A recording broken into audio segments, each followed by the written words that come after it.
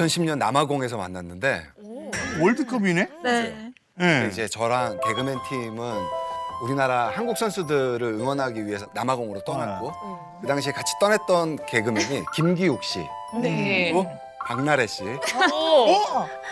신고은 씨. 신봉호 씨가 네 명. 이렇게 해가지고 이제 떠났었고 아내도 이제 그 당시에 그 뭐라 그래야 되죠? 회사에서 이제 서포터즈로 이렇게 발탁이 돼서 학생팀으로 그때 이제 갔었었거든요. 네. 그래서 가서 이제 만나게 됐는데 거기 남아공이 사실 치안이 그렇게 막 좋은 곳이 아니다 보니까 한 버스에 다 같이 탔어요. 개인 활동을 아예 못했어요. 못하죠. 왜냐면 너무 위험하다고 네. 현지 가이드분이 얘기를 해서. 이제 버스를 탔는데 같이 간 친구가 3명이었어요. 저희 언니랑 또 이제 한 분이랑 이제 저 이렇게 3명이 있다 보니까 배도 고프고 하니까 이거저거 막 간식 까먹고 있다가 이제 언니가 야 나도 줘 이러니까 초콜릿을 주려고 이렇게 초콜릿을 이렇게 하는데 이제 딱 그때 신랑이 버스를 지나가고 있어가지고 제가 길을 이렇게 막은 거예요. 그러니까 이렇게 서 있잖아요. 그래서 제가 놀라서 이렇게 쳐다봤는데 신랑이 저를 이렇게 내려다보고 있더라고요. 이렇게. 그래서 이렇게 둘이 눈이 마주쳤는데 한 3초 정도를 진짜 이렇게 쳐다보는 거예요, 진짜. 그래서 제가 이게 뭐지? 이렇게 이런 느낌을 사실 살면서 처음 받아봐서 충분에 반한 거네 서로. 저는 할 말이 없어서 혹시 초콜릿 좀 드실래요? 이렇게 얘기를 했어요. 예. 그러니까 제가 초콜릿을 가져왔어요. 예, 제가 그래서 초콜릿을 또 이렇게 담아줬는데 약간 떨렸나 봐요. 초콜릿 다 담아준 거예요, 이 통에 있는 거를. 그 당시에 초콜릿을 제가 한 7, 8초 정도 쥐고 있었는데 다 녹았어요. 저봐, 내 저봐. 아, 거짓말 좀 아니, 정말로. 하지 마. 아 이거는 진짜예요. 아 이거는 진짜예요. 녹았어요. 날이 좀 더웠던 거 아니야? 아니요, 남아공은 한국하고 날씨가 반대예요. 그때가 겨울이었어요. 맞아요. 그래서 제가 이제 나 저 여자랑 결혼하게 될 것 같다고 이렇게 이야기를 했었거든요. 그래서 뭔가 느낌이 확 왔었어요. 이 사람하고는 그 초콜릿을 받고 그 눈을 한 3초 정도 마주쳤을 때 이게 무슨 일이든 일어나겠구나. 느낌이 왔었어요. 야. 처음에 아내가 얼마 전에 유럽으로 한 2주 정도 여행을 떠났을 때 낮에는 괜찮았거든요. 낮에는 막 친구들 집으로 초대해서 막 놀고 그 안방에서 친구들이랑 놀고 과자 먹고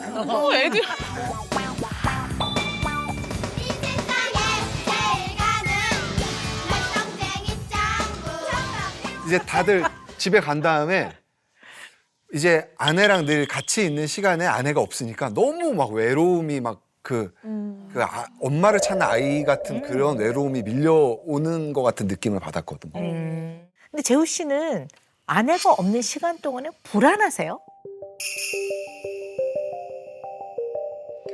이제 밤이 되고 약간 늘 침대 옆에 있던 아내가 없으니까 그때 이제 막 우울함이 몰려와가지고 그 첫날서부터 그게 한 10일 정도 계속 가더라고요. 그래서 처음에는 저도 뭔가 해보려고 했었는데 우울함이 계속 가가지고 그때 저도 좀 놀랐어요. 늘 같은 것을 공유하고 같이 보내던 대상이 좀 안 보이면 당연히 보고 싶죠. 그립고 보고 싶고 없으면 좀 허전하고. 근데 그래도 그뭐 2년도 아니고 그죠? 2주니까 뭐 어학연수 간 게 아니잖아. 2년간 사실 아니니까. 유리 씨 그 2주간에 좀 무슨 일이 좀 있었나요? 이게 시차가 있잖아요. 그럼요.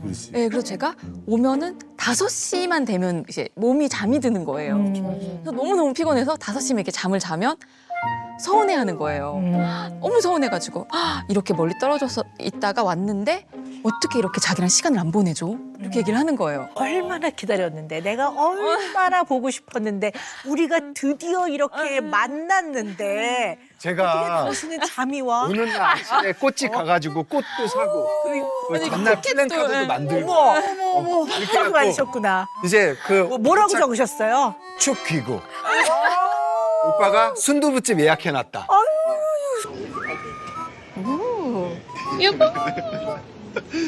순두부집 내비에 찍어놨어. 그거 이제 딱 해놓고 이제 순두부집 예약해놓은데 가갖고 순두부 너무 먹고 싶다 하고 순두부 먹고 이제 그때부터 애가 이제 약간 꼬박꼬박 조는 거예요. 편하지. 근데 네. 계속 잠만 자니까 좀 아니 왜 애들이 엄마 이렇게 좀 뭐 잠깐 눈 붙이고 있으면 엄마 일어나 그러면서 이렇게 하잖아 이렇게. 아 맞아. 그리고 손 잡고 막 이러고. 가끔 해보거든요. 여보 이러면서 일어나. 우와. 이 정도로 아내랑 함께 있고 싶다. 내 마음이 그렇다. 그러면 사실 재우 씨 이 일에 좀 지장을 주진 않았을까 이런 염려가 주말에 되거든요. 행사도 있으시고. 원래는 결혼 한 5년 차 때까지는 주말에 행사도 안 잡았어요. 일도 안 했어. 일부러. 맞아요. 일부러 데이트하려고. 근데 이제 주말에 행사 빼고 아니 개그맨이 주말 행사가 사실은 행사 뺀다는 얘기 처음 들어보는 것 같은데. 크거든요. 주말에는 거의 행사도 안 하고 이번에도 연말에 같이 보낸다고 행사도 뺐어요. 안 한다 그래가지고. 연말 행사를요? 엄청 좋아하고 사랑하는 건 분명한 것 같은데 이게 이제 분리불안하고는 조금 다른 것 같아요. 분리불안은 애착을 느끼는 대상자가 없으면 불안한 거예요. 불안해서 막 어쩔 줄 모르고 이 사람이 와야지만 불안이 없어지는. 그래서 이 불안으로 인해 굉장히 다양한 양상이 생겨요. 실제로 무슨 일이 생길 것 같고 이 사람이 꼭 사고가 날 것 같고 다칠 것 같고 근데 본인 스스로도 불안 때문에 배도 아프고 머리도 아프고 몸도 아프고 뭐 이런 양상들을 보이고 수면도 문제가 생기고 근데 그런 거하고 좀 약간 다른 것 같아요. 재우 씨는 분리불안 남편이 아니고요.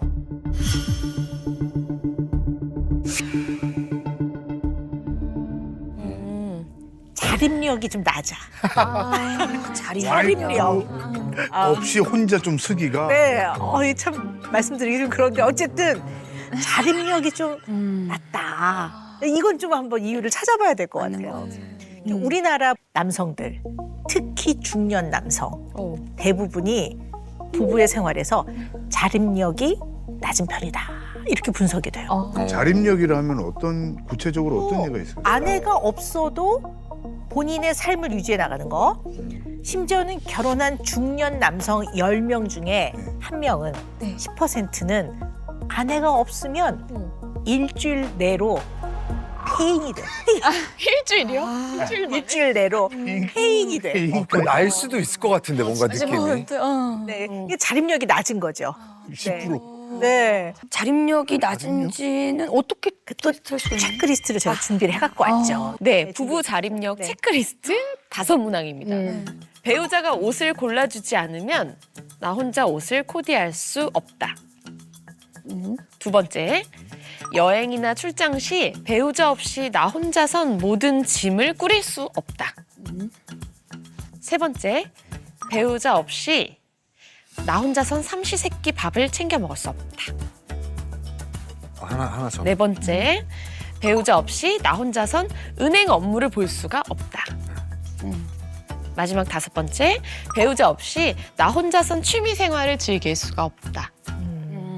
네.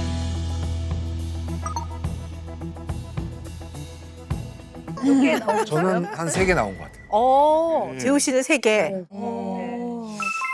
야, 근데 나 3개나 되네. 네. 5문항 중에서 3개 이상일 때는 부부 생활에서 자립력이 낮다. 네, 이렇게 볼 수 있습니다. 아내 없으면 네, 폐인이 돼. 일주일 내로 폐인이 된다. 네. 찔레로.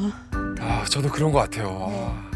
지금 생각이 엄청 많아졌습니다. 네. 그러니까 뭐 은행을 가거나 뭐 관공서를 가거나 할 때도 따라오는 거예요. 꼭 같이. 저는 혼자 빨리 가가지고 이렇게 빨리빨리 처리하고 싶고 이제 병원 같은 데도 옆에 같이 이렇게 있잖아요. 근데 마스크 이렇게 쓰고 있어도 어느 이렇게 예, 이렇게 눈이 너무 김재우잖아. 저는 목소리도 맨날 이렇게 있으면 유리야 이렇게 부르니까 누가 봐도 다 아니까 불편한 거예요. 따라다니시는구나. 네. 같아요. 진짜 은행 업무도 혼자 못 보세요?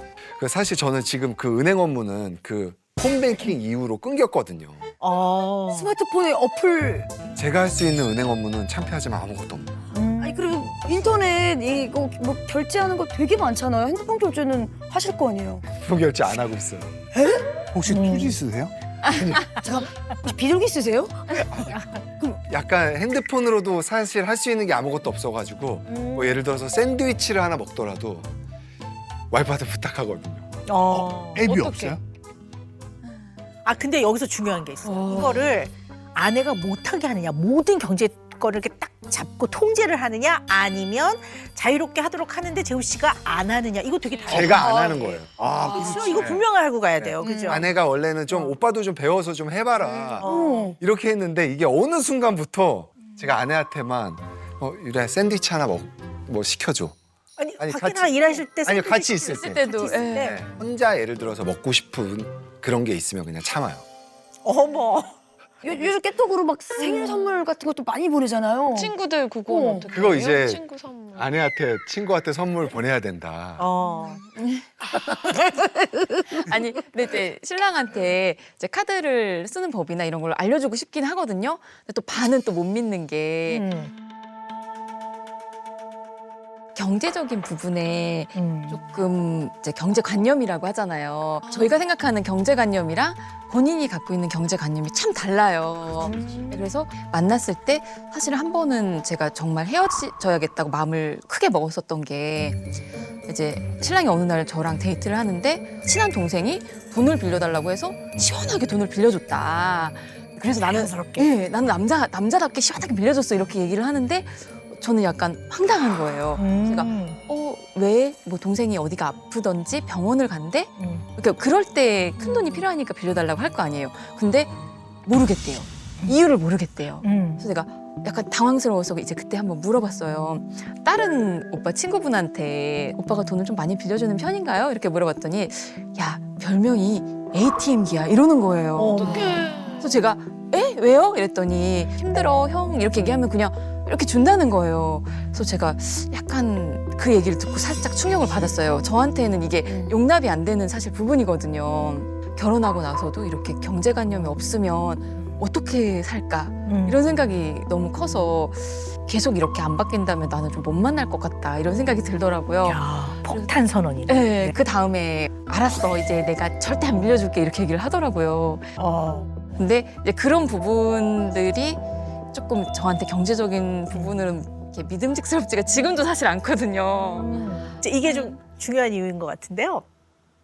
연애 기간 중에 가만히 보니까 연인인 유리가 싫어할 만한 건 딱 하나밖에 없는 것 같아. 나에 대해서. 재우 씨에 대해서. 네네. 경제관념. 아, 이거는 내가 자칫 잘못했다가는 마음에 안 들어 할 것 같아. 그러니까 이거 그냥 다 당신한테 맡길게요. 그러면 나 싫어할 이유가 없지. 나 다 좋아하겠지? 라는 면도 있는 것 같아요.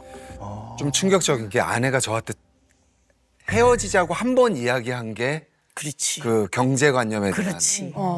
그런 거였고 진짜 엄청 충격적이었거든요. 그렇죠. 살면서 좀 저한테 트라우마가 사실 왔었거든요. 내 미래를 맡길 순 없다. 헤어졌으면 좋겠다. 저한테 좀 세게 와가지고 그때 이후로 약간 그 경제관념에 대해서는 아예 생각을 안 해봤던 건 사실인 것 같아요. 네. 아내가 없는 삶은 의미가 없다고 생각하시는 것 같아요. 사는 게 의미가 없고 하루가 의미가 없는 것 같고 너무 보고 싶고. 그러니까 저희가 제일 그 큰 고민이었던 게 이렇게 뭐랄까 이렇게 살다 보니까 뭐 제가 가족들 때문에 멀리 떨어져 있을 수도 있고 아플 수도 있고 미래에도 같이 있으면은 쭉 같이 있으면 좋겠지만 언젠가는 또 이별을 할 수도 있는 거잖아요. 알 수 있는 건 사실 저는 아니라고 생각을 하다 보니까 아까 얘기하셨던 것처럼 삶의 의미를 좀 많이 저한테 비중을 두다 보니까 본인의 삶을 좀 살았으면 하는 그런 게 좀 있는 거예요. 네.